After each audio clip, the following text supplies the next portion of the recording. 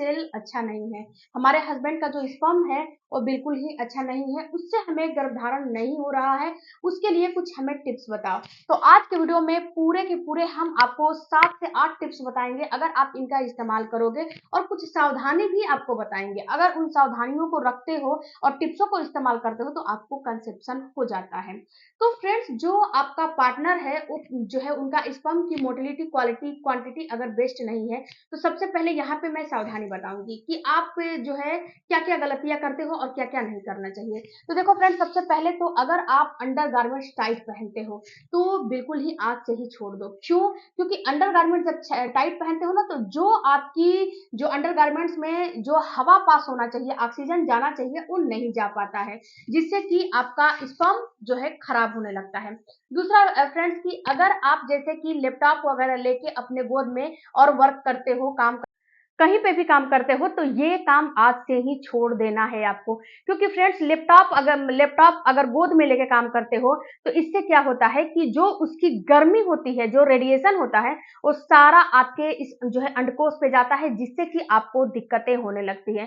तो ये भी आपको अभी से अभी बिल्कुल ही छोड़ देना है।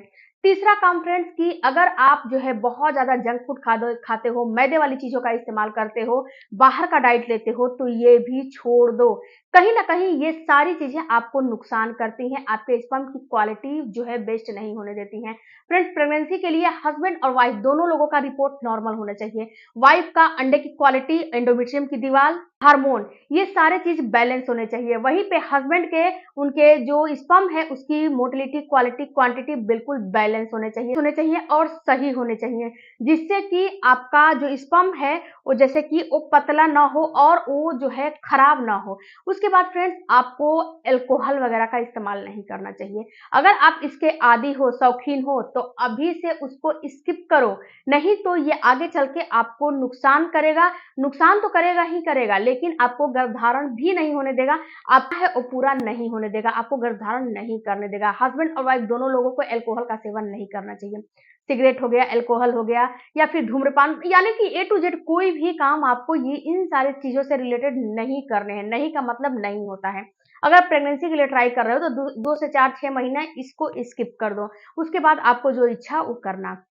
उसके बाद फ्रेंड्स, अगला आपको काम नहीं करने चाहिए, और ये नहीं करने चाहिए फ्रेंड्स कि जैसे कि आप लुब्रिकेशन के लिए कोई जेल वगैरह का इस्तेमाल करते हो, आप जो है इरेक्शन के लिए कोई जो है लिक्विड का इस्तेमाल करते हो, ये भी काम नहीं करने चाहिए। बहुत सारे हस्बैंड और वाइफ, बहुत सारे कपल ये बताते हैं कि हमें जो है इरेक्शन नहीं होता है, हमारा टाइमिंग नहीं बढ़ता है, उसके लिए हम ये जेल जो है ये स्प्रे का इस्तेमाल करते हैं, जो कि ये स्पर्म फ्रेंडली नहीं होता है, स्पर्म किलर होता है और आपके स्पर्म को मारने का काम करता है। तो आज से ही ये सारे काम को आपको बंद कर देने हैं, नहीं तो आपको प्रेगनेंसी नहीं होगी, ये बात आप समझ लीजिएगा।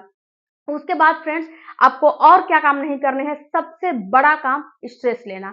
अगर आप स्ट्रेस लेते रहोगे तो आपका स्पर्म कभी भी सही नहीं होगा, क्योंकि फ्रेंड्स, स्ट्रेस ऐसी चीज होती है जो कि आपके हार्मोन को बेकार जो है खराब कर देती हैं, और जब आपका हार्मोन खराब हो जाता है तो आपको दिक्कतें उत्पन्न दिक्कतें होने लगती हैं, जिससे कि आपको गर्भधारण नहीं होता है। तो अगर आप जो है बहुत ही ज्यादा जैसे कि स्ट्रेस लेते हो, टेंशन लेते हो, तनाव लेते हो, थोड़ा सा अपने हिसाब से उसको कम करने की कोशिश करिए। उसके बाद फ्रेंड्स, जो अगला काम जो है आपको नहीं करना है, वो ये नहीं करना है कि जब आप कॉन्टेक्ट बनाने जाते हो उस समय आपको ये नहीं सोचना है कि हमें केवल बेबी के लिए कॉन्टेक्ट बनाने हैं, बिल्कुल भी नहीं सोचने हैं। इससे भी आपको जैसे कि इससे भी आपको स्ट्रेस, तनाव वगैरह होते हैं। उसके बाद गलत पोजीशन में कभी भी जो है आपको कॉन्टेक्ट नहीं बनाने चाहिए। ऐसा नहीं करना चाहिए कि एक पोजीशन से बना के फिर वही, जैसे कि अपने प्राइवेट पार्ट को क्लीन नहीं किया फिर दूसरी पोजीशन में उसी तरह से बना लो, इससे भी इन्फेक्शन होने के चांस होते हैं, ये भी आपको आगे चल के दिक्कतें करने लगेंगे। तो ये सारे काम आप बिल्कुल ही अवॉइड कर दोगे तो आपका जो स्पर्म की क्वालिटी है वो सही हो जाएगी। अब बात करते हैं फ्रेंड्स कि स्पर्म को बढ़ाने के लिए आपको क्या-क्या करने चाहिए। सबसे पहले तो जो भी मैंने बताए हैं वो सारे काम बंद कर दो। लैपटॉप को गोद में लेकर जो है आप काम वगैरह मत करो। दिन भर की पूरी नींद लो। कम से कम 7 से 8 घंटे की नींद अगर आप लोगे तो इससे आपके स्पर्म की क्वालिटी पे भी जो है असर पड़ता है। इसके साथ-साथ फ्रेंड्स, आप स्प्रे वगैरह का इस्तेमाल बिल्कुल भी मत करो रिलेशन बनाने समय। अगर आपको कोई चीज़ चाहिए तो आप जो है कोकोनट ऑयल जो घर पे होता है उसका इस्तेमाल नहीं करना है। ये नहीं है कि जो मैडम नारियल का तेल बता रही है, कोकोनट ऑयल बता रही है तो घर का जो है लगा लें। जी नहीं। कोल्ड प्रेस्ड कोकोनट ऑयल जो कि मैं इस वीडियो में लिंक जो है दे दूँगी, वहाँ से आप ले सकते हो। उसके बाद फ्रेंड्स, सफ़ेद मूसली का आपको इस्तेमाल करना है। सफ़ेद मूसली क्या करता है कि ये आपके स्पर्म की क्वालिटी को और मोटिलिटी को बढ़ाने का काम करता है। सफ़ेद मूसली बहुत ही सस्ते में रीज़नेबल प्राइस में मिल जाएगा। मैं यहाँ पे लिंक लगा दूँगी, वहाँ से आप खरीद सकते हो। इसका जो पाउडर है, आप जो है रात के वक़्त जो है आधा चम्मच, जो छोटी वाली चम्मच आती है ना, दूध में मिक्स करके आप इसको पी सकते हो। ये भी बहुत ज़्यादा फ़ायदा करता है। उसके बाद फ्रेंड्स, ओमेगा 3। ओमेगा 3 तो हस्बैंड और वाइफ दोनों लोगों के लिए महत्वपूर्ण है। ओमेगा 3 में जैसे कि फिश वगैरह, जो जिस मछली में मरकरी युक्त मछली नहीं होने चाहिए, म मरकरी युक्त मछली बिल्कुल भी नहीं होने चाहिए, तो मरकरी युक्त मछली नहीं लेना है। आपको क्या करना है कि जिसमें मरकरी नहीं है, उस मछली का इस्तेमाल करना है। मछली में ओमेगा 3 बहुत अच्छी अमाउंट में मिलता है। इसके बाद अखरोट में मिलता है, उसके बाद फ्लैक्स सीड्स में मिलता है, जो अलसी का बीज होता है, जिसे तीसी बोला जाता है, उसमें भी ओमेगा 3 बहुत अच्छी अमाउंट में मिलता है, तो इसका इस्तेमाल करो। उसके साथ जो उड़द आती है ना, उड़द, जिसे धोई बोला जाता है, उसका या तो लड्डू बना के दो या फिर आप जो है उसका दाल बना के दो, खिचड़ी बना के दो। इससे भी आपके स्पर्म की क्वालिटी पे बहुत ज़्यादा इफ़ेक्ट पड़ता है। इसको लेने से आपकी स्पर्म की क्वालिटी अच्छी बन जाती है। उसके बाद फ्रेंड्स, जिंक युक्त चीज़ों का इस्तेमाल करो। जिंक आपको एवोकाडो में मिल जाएगा, पंपकिन सीड्स में मिल जाएगा। तो मांसाहारी खाद्य पदार्थों जैसे कि लाल मांस हो गया, मछली हो गया, चिकन हो गया और अंडे में बहुत अच्छी अमाउंट में पाया जाता है। और अगर आप शाकाहारी हो तो इसके लिए आप क्या करो फ्रेंड्स, कि जो प्रोटीन जो दालें होती है ना, जो दाल और बीन्स होता है ना, उसका इस्तेमाल करो। प्रोटीन बेस्ड दालों का इस्तेमाल करो, प्लांट बेस्ड प्रोटीन का इस्तेमाल करो। जैसे कि जितनी प्रकार की हमारे जो है इंडिया में दालें होती हैं, उसका इस्तेमाल करो। बीन्स आप जो है बीज का इस्तेमाल कर सकते हो, जैसे कि मैंने बताया ना, कद्दू के बीज हो गए, तिल के बीज हो गए। उसके बाद मेवे का इस्तेमाल कर सकते हो। मेवे में जो है आपको जैसे ड्राई फ्रूट्स होते हैं ना, ड्राई फ्रूट्स में आप बादाम ले लो, अंजीर ले लो, अखरोट ले लो। इन सारी चीज़ों में आपको जिंक अच्छी अमाउंट में मिल जाएगा।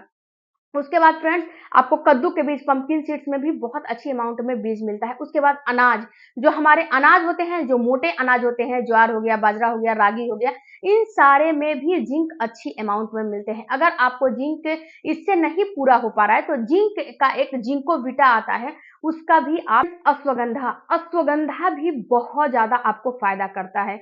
अश्वगंधा को भी रात के वक्त या फिर सुबह के वक्त थोड़ा-सा जो है दूध ले लो, 1 चम्मच या जैसे कि 1 ग्लास या 1 कप, उसमें उसमें आधा चम्मच आपको अश्वगंधा पाउडर डाल के इसका इस्तेमाल करना चाहिए।